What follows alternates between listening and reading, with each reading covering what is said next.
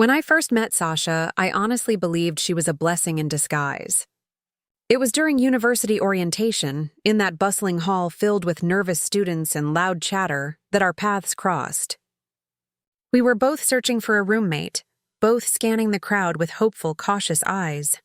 And then she smiled at me, this warm, confident smile that made me feel like I'd known her forever, and extended her hand. "I think we'll get along perfectly," she said. That simple line, so casual, felt like an invitation to something good, something safe. And just like that, we became roommates. Two girls thrown together by chance, sharing a tiny apartment, sharing meals, sharing dreams, and, as I would later discover, sharing a secret that would shatter all trust. The first few weeks were almost too perfect.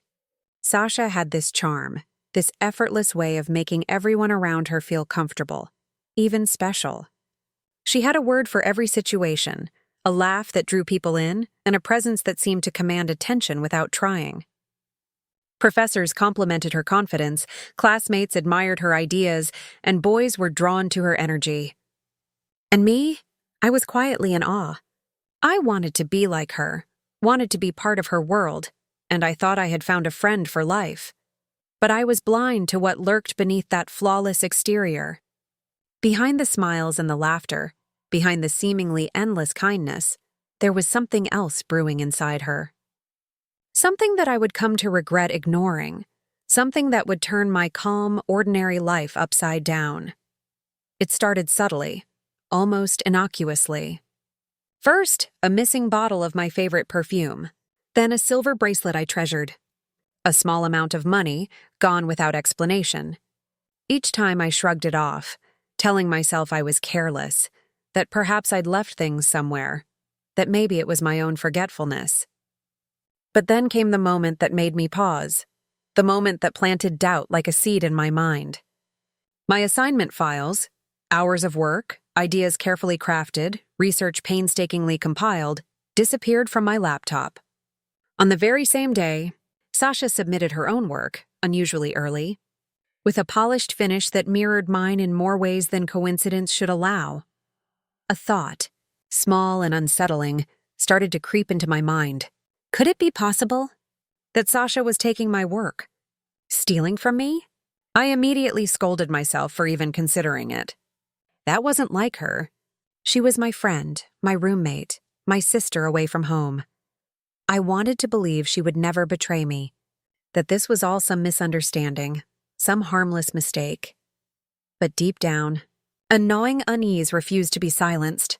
Something didn't add up. The smiles, the compliments, the shared meals, they were all too perfect.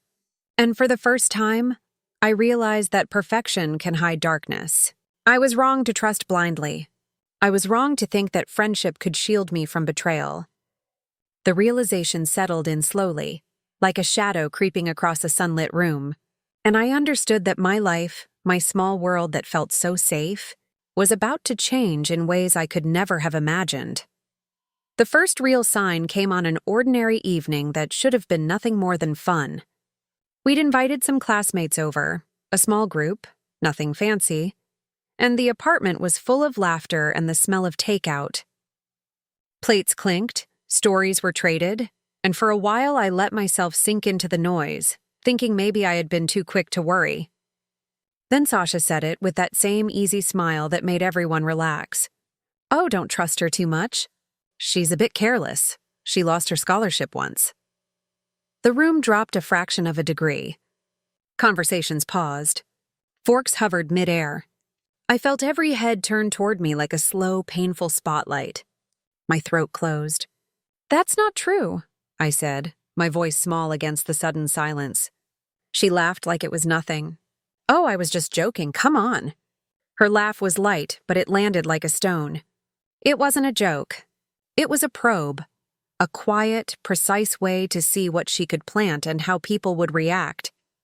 I watched faces I'd smiled at for weeks shift from warmth to curiosity to judgment. Some people exchanged glances, whispering behind polite smiles. I felt exposed, like a window with curtains ripped open. After that night, things started to change in ways that were subtle enough to doubt my own senses, but steady enough to build into something ugly. At first, it was small and easy to explain away. She'd suggest an idea I'd mentioned in passing, and everyone would clap like she'd invented it. Then, she began lifting whole concepts from my notes, reworking my sketches into her own original submissions.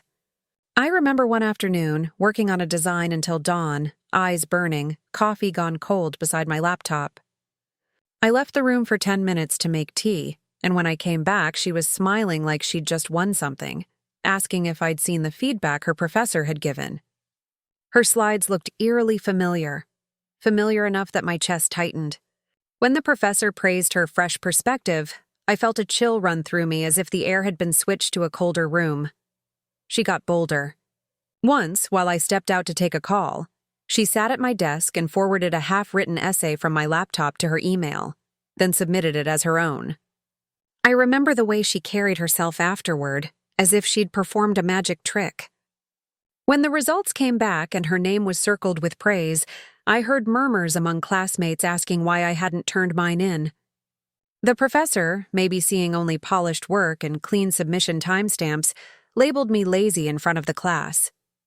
Those two words, lazy and careless, stung like salt on an open wound. It wasn't just that she took my work. She was reshaping the story everyone knew about me. She took my effort and replaced my reputation with a lie. That night, while Sasha slept with the kind of oblivious ease that made me hate how human she could seem, I lay awake in our tiny room, tracing the ceiling with my eyes and replaying every smile and compliment she'd given me. Anger burned slow and hot under my ribs. Betrayal felt heavy, like a stone in my chest. I wanted to explode, to wake her up and shout the truth until the walls answered back. But I didn't. I knew anger without a plan would only make me look weaker. I realized then that she was playing chess while I had been playing checkers.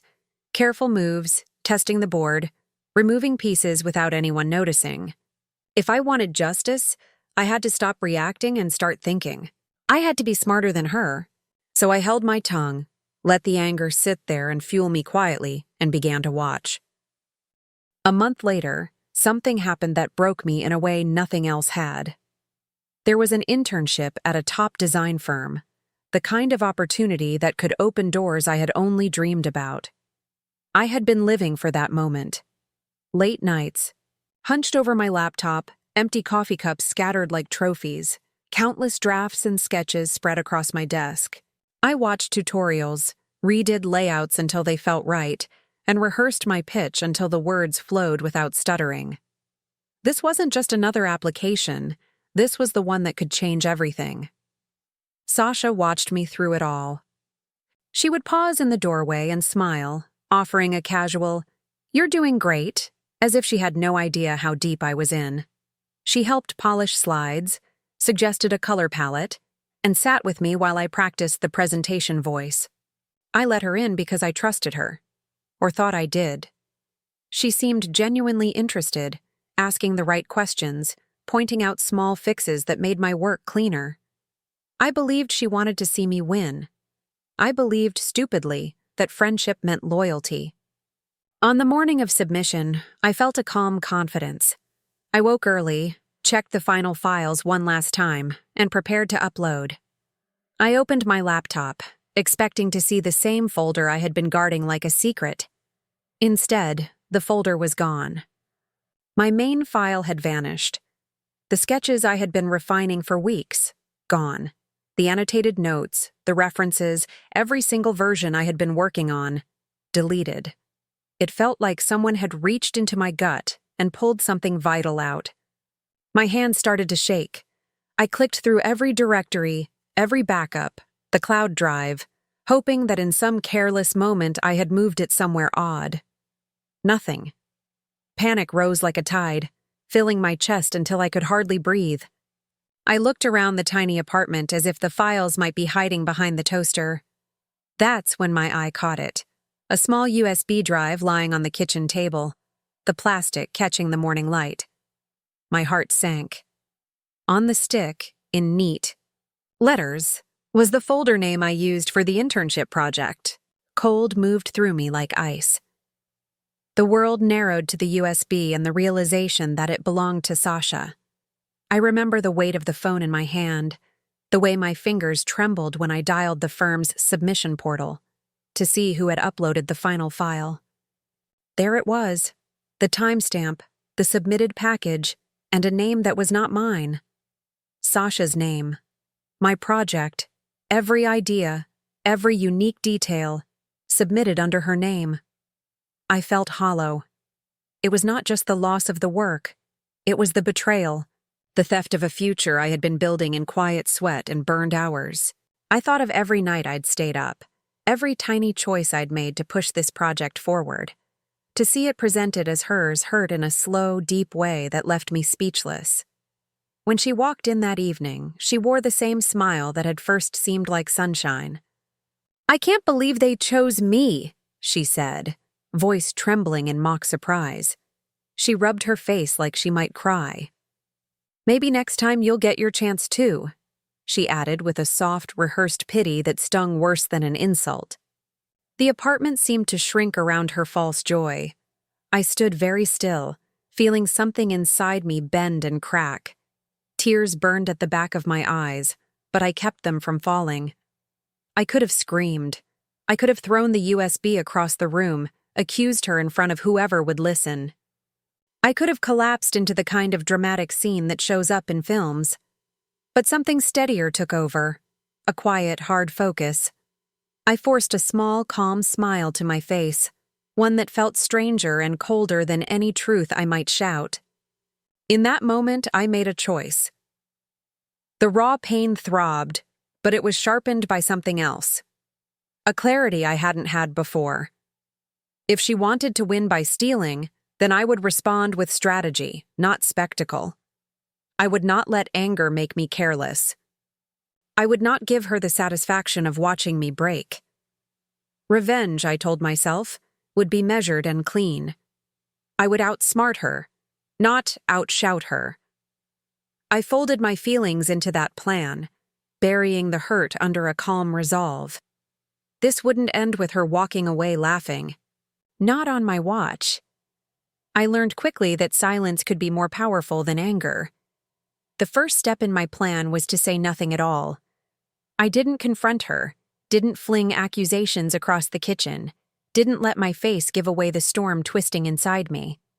Instead, I smiled when she told me the news, hugged her the way you hug someone who has just won something they worked for, and meant every false word.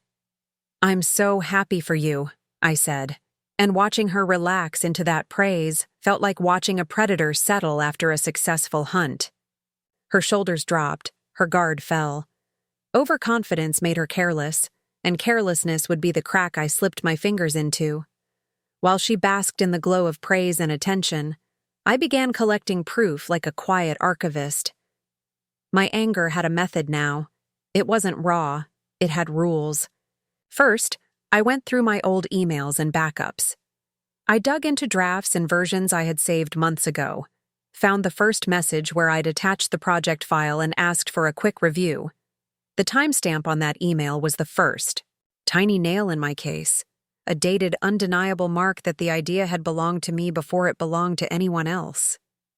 I copied everything, downloaded it, and saved it in more than one place. I learned that when someone steals your work, the only thing that can beat their lie is a trail of undeniable timestamps. Next, I pulled up the cloud history for my sketch files. There it was, version after version, dates and times like a breadcrumb path showing my progress. Rough lines, half-formed notes, my name in metadata. That sketch from 3 weeks earlier that no one else could have made because of the way I'd scribbled the margins, I made sure it was preserved. Proof is quiet. It doesn't yell. It just sits there, patient and true, waiting to be read. I also started recording. At first it felt awkward, like spying on someone I'd once called friend, but I told myself this wasn't about punishment, in the petty sense. It was about saving my future from being stolen.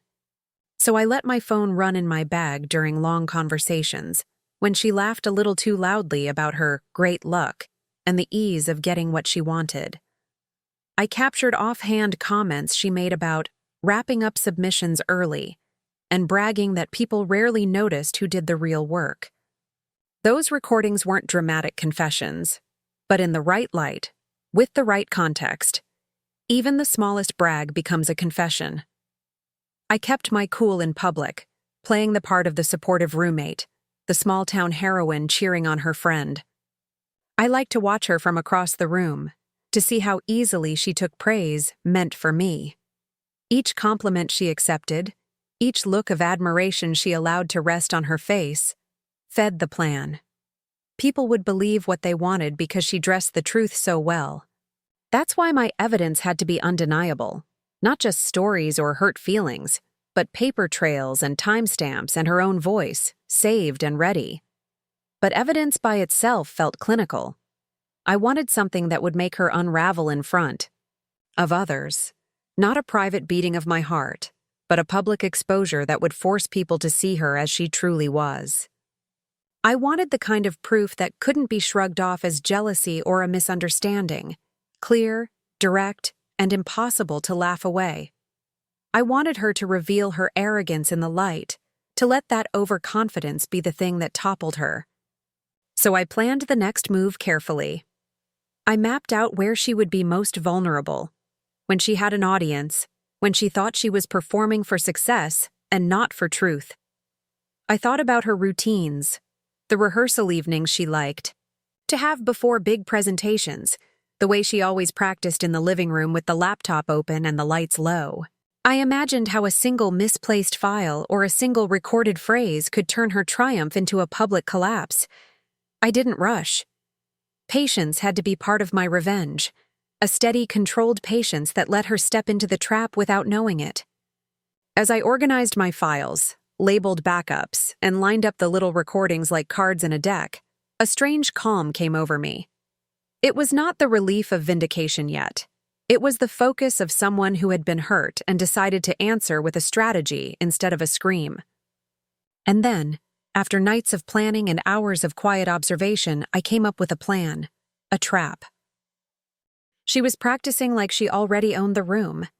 When Sasha told me she had a presentation for the firm's director, the very project she'd taken from me, she did it with that careless brightness, as if the world owed her applause.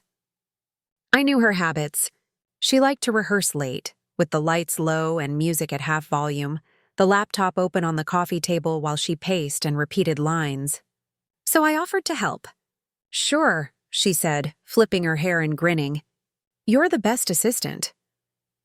She didn't suspect that the word help would mean something different to me than it did to her. During the rehearsals, I played my part perfectly. I sat beside her on the couch and leaned in when she wanted feedback.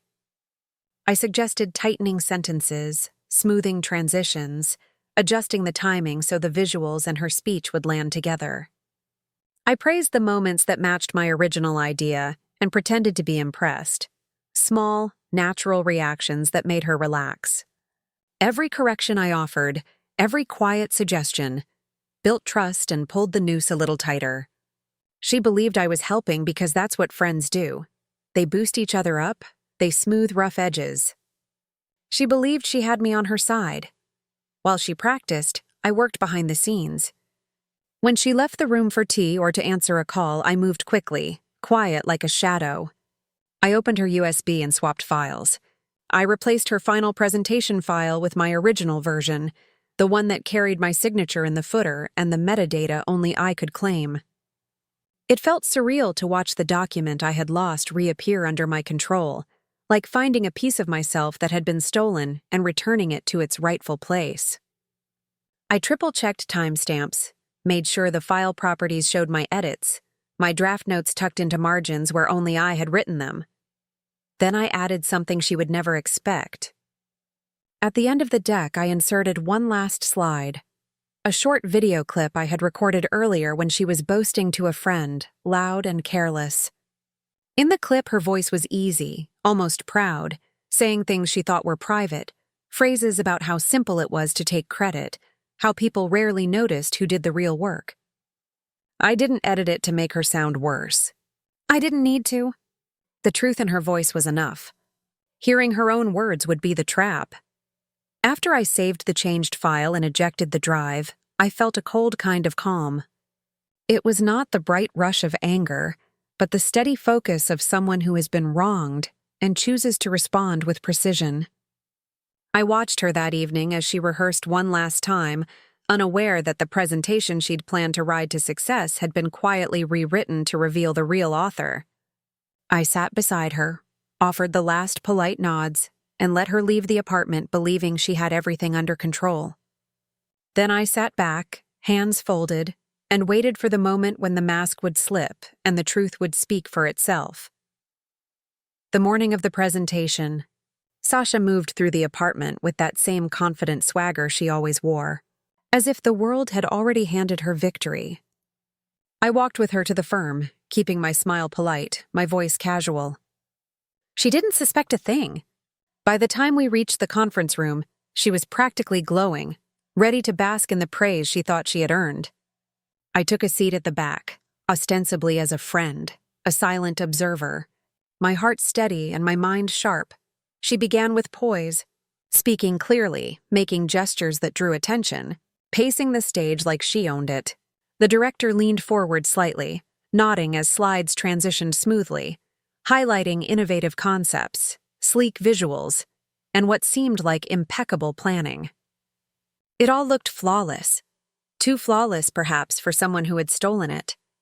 The room was filled with the polite hum of interest, murmurs of approval from staff and interns alike.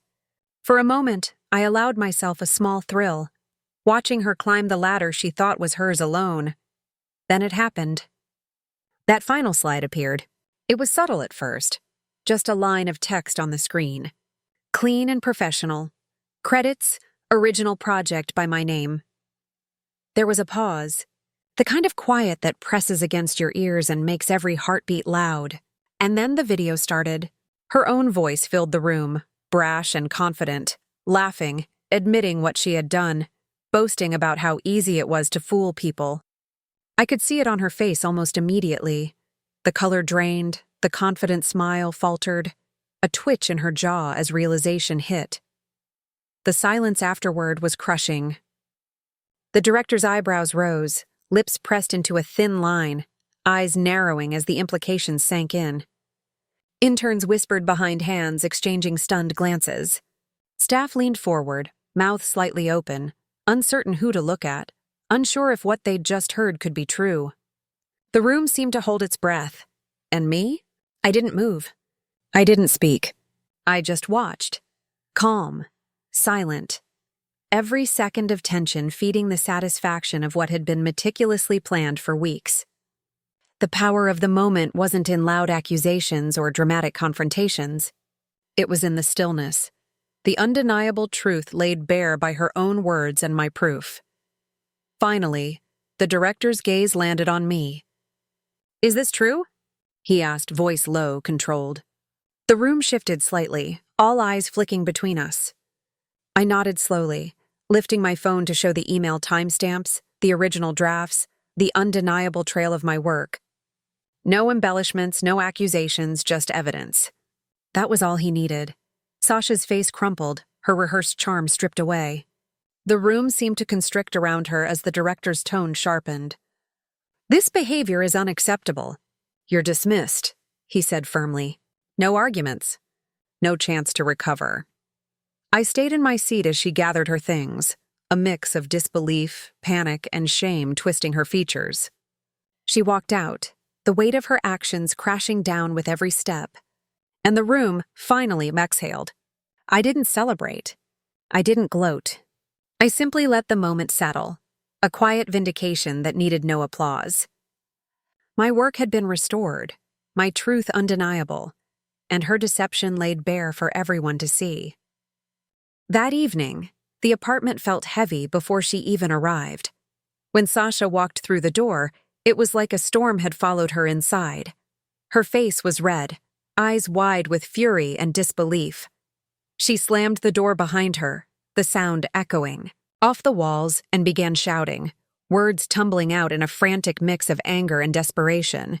She grabbed a mug from the counter and tossed it into the sink with a crash. Papers flew, Cushions toppled, and every gesture screamed chaos.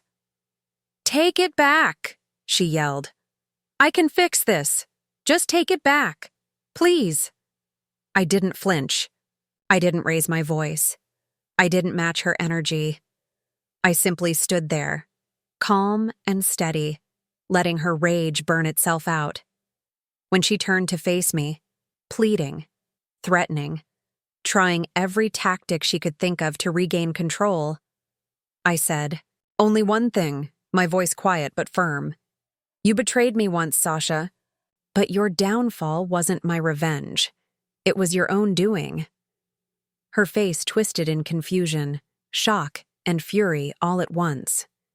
She opened her mouth to argue, but no words could undo the exposure. No threats could rewrite the evidence laid bare before her. Slowly, her energy drained as she realized the finality of what had happened. She left that night, slamming the door behind her, and never came back. I expected relief, or maybe a surge of triumph, a taste of sweet victory after weeks of careful planning. But instead, I felt a deeper, calmer emotion: peace. It was the kind of peace that comes from closing a chapter that had stolen your trust and shaken your world. The apartment, once heavy with betrayal, now felt lighter, almost silent, and I could breathe again. I had reclaimed not only my work and my truth, but also my sense of self. And in that quiet moment, I realized something I would never forget. The best revenge isn't chaos or anger. It's reclaiming control, standing tall, and walking away knowing the lesson had been learned. It's been 2 years since that chapter of my life closed, and looking back, it feels almost unreal. I landed another internship, this time completely on my own merit, without shadows or stolen ideas. I graduated at the top of my class, my efforts recognized and rewarded, my integrity intact. Life had moved forward, but memories of Sasha still drift into my mind from time to time. Not with anger, not with bitterness, but with a quiet understanding of what betrayal can teach you about people and about yourself.